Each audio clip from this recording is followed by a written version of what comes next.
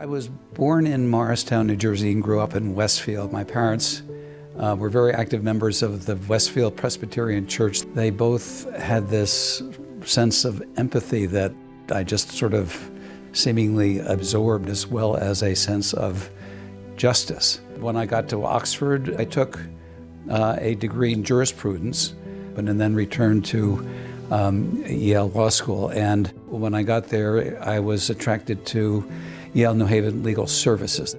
I was one of 4 students in the clinic at the time. Hillary Rodham was another. And that's how I really got my sense of what it was like not to have access to justice.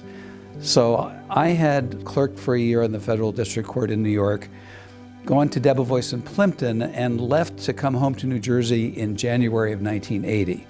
By then, I had been on the boards of the Legal Aid Society of Manhattan and the community law offices of East Harlem, and I wanted to continue with my legal services involvement. So I called the one legal services access to justice pillar I knew in New Jersey at the time, Judge Dickinson R. Debevoise, to say, can you help me get involved with New Jersey Legal Services, and wound up on the board of Essex Newark Legal Services. I was chairman of the board of the Essex Newark Legal Services in Newark. Mostly we were young lawyers and we were trying to change the world. And then Doug came. Doug is wearing a beautiful suit. Doug was composed. Doug's hair was all perfect. And from the outset, he was the voice of reason. He didn't assert his more experienced status in any way. It's just he would listen and then he would try to synthesize in a more mature way. Doug was a role model for me, and it's been that way ever since. Doug was the chair of Ellis&J from 1982 to 1990. These were critical times in New Jersey and legal services national history. We were faced with severe funding cuts and the threat of our very existence. But Doug remained undaunted. Through his leadership as board chair, and with the late Dee Miller at the helm of Ellis&J, that dynamic duo was able to secure funding for the first significant increase in state funding. And during that time is when IOLTA was created. At the same time, Doug was instrumental in assisting legal services create its connection to private attorneys and its pro bono program.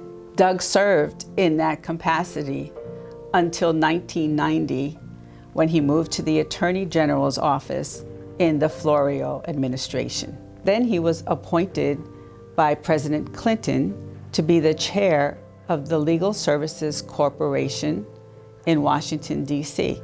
I met Doug Eakeley for the first time at the White House in advance of our confirmation hearing in the Senate. And I was just taken by his temperament and his experience, but mostly by his commitment and resilience. Doug Eakeley may be the most resilient person I have ever met. After 8 years of Ronald Reagan and 4 years of George Herbert Walker Bush, we had a program that had been coming apart in its structure, had been chronically underfunded, had been really attacked by the staff that was there to support it. And then 1994, as we all remember, the Republicans swept the House and Newt Gingrich took control, and the contract with America was beginning. And legal services funding was cut within a couple of years, pretty dramatically. And so a lot of people would have been discouraged by that. Eakeley wasn't. Oddly, he wasn't. We took that 1/3 cut and the restrictions, and we came back to the Congress the next year to say, look, we've done what you've required of us. It's your turn to live up to the promise to support access to justice, however, in this new structure. And we managed to squeak through the Congress by a modicum of votes that second year. But each year after that gradually built up bipartisan support for the continuation and increase of the program. Under his leadership, the LSC initiated broad positive changes to evaluation and monitoring, to supportive services, and in some other areas. He came back to his role in legal services as a member of the LS&J board, and he's been with us ever since. Doug serves on the LS&J board with courage and a commitment to the mission of access to justice, with dedication, intelligence, humor, his calming demeanor, and of course his charming personality. I didn't have much direct contact with him other than a hello at a dinner or a meeting here and there until he came to New Jersey Network, where I worked at the time, public television, and his job was to raise money to keep New Jersey Network alive. Unfortunately, we were not successful. But Doug remained a friend, and I would run into him again at Rutgers Law School. And he became not only my favorite person on the faculty, but I think the favorite of any students who were in his class. That same notion I had of Doug, of the voice of reason on the board of Essex Newark Legal Services. He's the voice of reason at the law school too. He's always been extremely generous with his time, brilliant in his advice, and I know personally that that's how everybody in the law school feels about him. I had been tapped to be on the board of the Institute for Social Justice, and Doug was always one of the most active members. He was a charter member and a wonderful chair.